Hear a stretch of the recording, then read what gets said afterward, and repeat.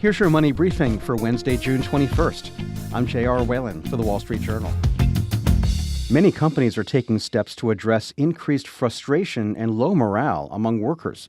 Wall Street Journal reporter Russell Adams joins us. So, Russell, what has caused employees to be unhappy at work? The main thing is that the pandemic took a toll on worker morale, both in service jobs like restaurant workers and hotel workers, and also among white-collar employees who work in an office every day. I think in the former category, in the service jobs, they were woefully understaffed. And so workers were asked to do a lot more than they normally do, were asked to work longer hours and more stringent schedules, and that really weighed heavily. And then on the office worker side, because most of us went home for a while, the boundaries between our professional and personal lives got increasingly blurred, and people were asked to basically be on call at whatever job they do all the time. Okay, so let's look at some ways that companies are trying to improve employees' experiences. Something that frustrates many workers, whether they're in the office or working remotely, are additions to their daily calendar that slow down the workday. Oftentimes the culprit is the dreaded meeting. How are companies addressing that? Another byproduct of the pandemic is that we got a lot more meetings on our calendars. By one measure, the amount of hours that the average worker spends in a meeting almost tripled during that period of time. And I think that as we got back to a normal schedule, we kind of held on to way too many of those meetings that were unnecessary now that a lot of us were back together in the office. And some companies have taken a hard look at this and really found that it really cuts into productivity and wastes a lot of time. One company that we've focused on is Shopify. They've taken a really hard look at meetings, and they found that they were able to delete 12,000 events, and that added up to 95,000 total hours saved. That's a lot of time back in people's schedule. That's a lot of time, yes. Are these steps being taken solely to appease workers?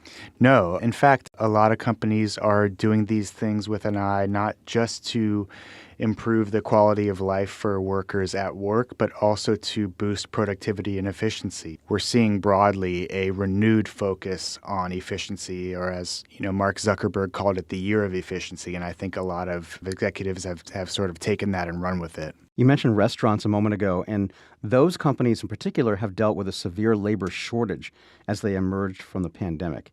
How they handled that? That's been sort of a vicious cycle. They had a labor shortage that emanated from the pandemic, and then they asked more and more of the workers that did stay, and they became increasingly miserable and left. And so you had this cycle where restaurant workers became increasingly stretched and miserable. And so some of that labor shortage has eased recently, but it's still acute. And what we've seen is some restaurant operators have taken a hard look at how these workers spend their days. One in particular is Chili's, which did sort of a deep dive into how it does everything and the amount of time that workers spent on things that are really unnecessary. And at Chili's, it's really interesting. The CEO found that there was this thing that workers in the restaurant had to do every day where they count and bag shrimp, which was totally unnecessary, and that by eliminating that task, it saved $6 million in labor costs. Another thing they did is that because of the worker shortage, they cut down on bussers, and that made the jobs of servers that much more difficult. And so they've added hours to bussers' schedules, which has eased the load on servers as well. And then they also streamlined the menu offerings. Chili's has long had a very expansive menu, which taxed the kitchen.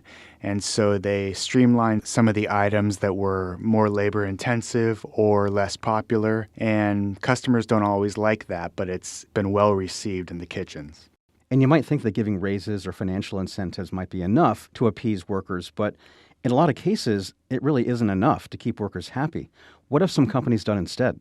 We've seen that across several industries, is that companies have raised pay, with inflation, but they have found that job satisfaction didn't really improve markedly when they took those steps, and they had to take a harder look at the nature of a lot of these jobs and what they could do to make them more sort of humane and livable. So one example we've seen with Uber, the CEO spent some time undercover as a driver to really look at what life was like for a driver and all of the sort of daily annoyances that they face, and found that the job was full of those annoyances that, he took a hard look at and tried to figure out what he could do to improve it.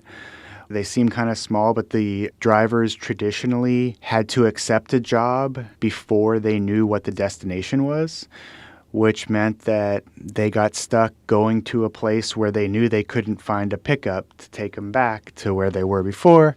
It was a real annoyance for them, and so he streamlined that process. In another industry, British Airways, the company outfitted crews with brand new outfits that are more weather resistant. It's a really difficult job, a lot of turnover, similar to the restaurant industry.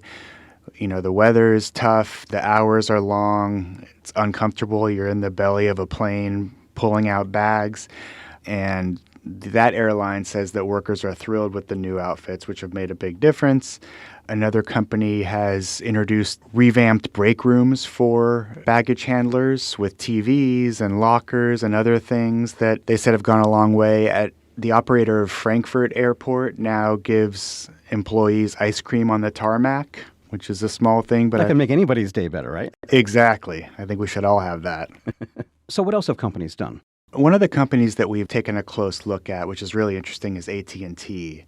They took a real close look at how workers spend their day, and they identified more than 160 tasks that they realized they could either streamline or eliminate and save a lot of time from workers' schedules. So they looked at things like traditionally, if an employee had a retirement or service anniversary party, whoever organized the party had to enter every attendee's name into the system for the expense reports.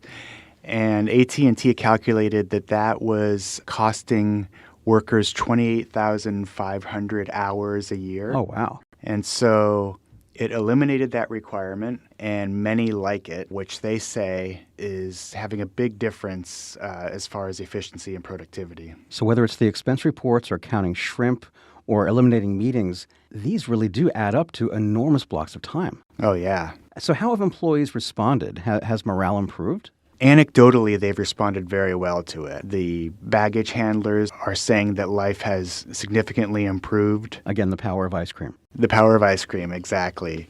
At AT&T, we've heard from some workers that, taking out those daily annoyances, the amount of time spent on mundane, annoying tasks has really, really improved their lives.